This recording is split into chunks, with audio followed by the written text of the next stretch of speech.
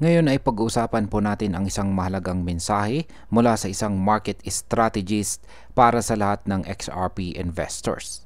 Si Ginoong Austin Hilton, isa po siyang kilalang crypto commentator, ay nagbigay po ng kanyang analysis tungkol sa kasalukuyang pagtaas na XRP at kung paano po ito konektado hindi lang sa galaw ng crypto market kundi pati na rin sa mas malawak na macroeconomic conditions.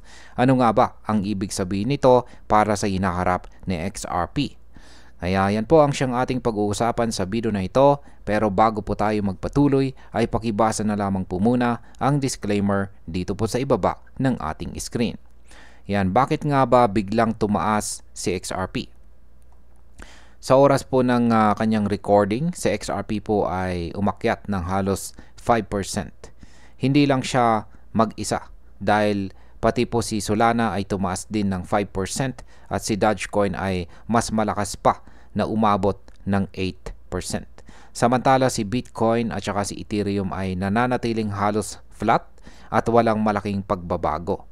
Ayon po kay Ginoong Hilton, ang pagpasok po ng kapital sa altcoins ay sinyales na positibo po ang liquidity dynamics sa market. Sa madaling salita, mas marami pong pera ang pumapasok sa mas maliliit na crypto kumpara sa mga giant assets tulad ni Bitcoin. Si XRP po ay umakyat ng halos 9% mula sa kanyang recent lows sa loob ng 6 na araw. Kaya para kay Ginoong Hilton, malinaw itong bounce back na tugma sa kanyang earlier projection na si XRP ay magsisimulang bumawi or makabangon pagkatapos ng kanyang pagbaba. Ang ganito pong mabilis na rebound ay nakakapagbigay ng bagong kumpiyansa sa mga investors.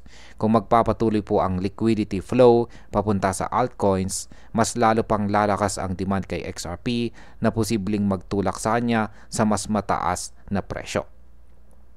Ngayon ay pag-usapan naman po natin ang macroeconomic conditions.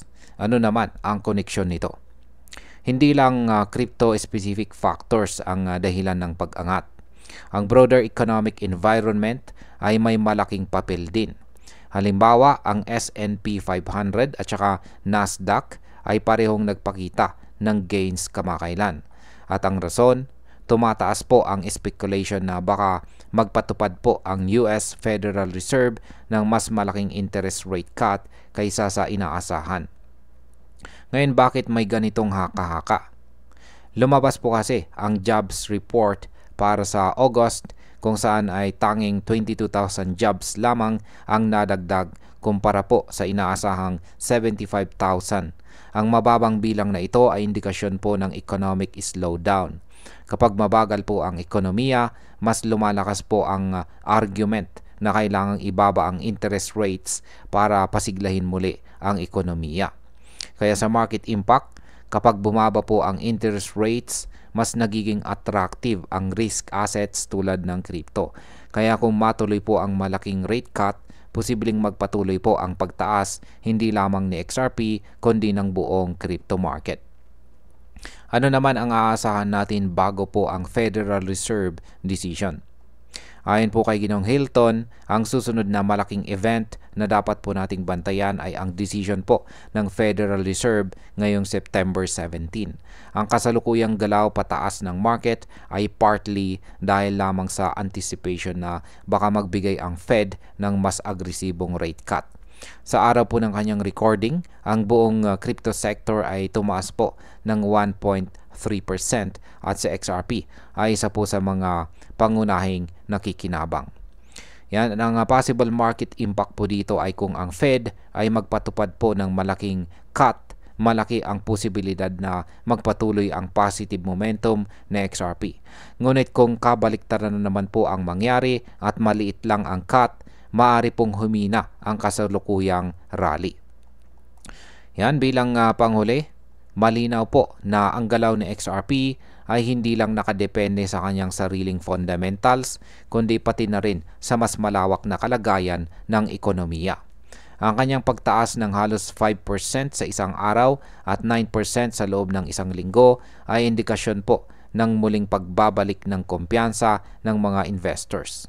Kasabay po nito ang macroeconomic backdrop tulad po ng interest rate decisions ng Federal Reserve ay maglalaro ng malaking papel sa kanyang future price action. Kaya para sa akin, ang kombinasyon po ng technical recovery at positibong macroeconomic signals ay nagbibigay kay XRP ng magandang position sa short term. Pero gaya po ng sinabi ni Ginoong Hilton, lahat ng mata ngayon ay nakatutok sa September 17 decision ng Federal Reserve na maari pong maging susi sa susunod na malaking galaw ni XRP. At ayan, hanggang dito na lamang po tayo sa video na ito mga ka-crypto. Marami pong salamat sa panonood. Ingat po tayo lagi at God bless po sa ating lahat.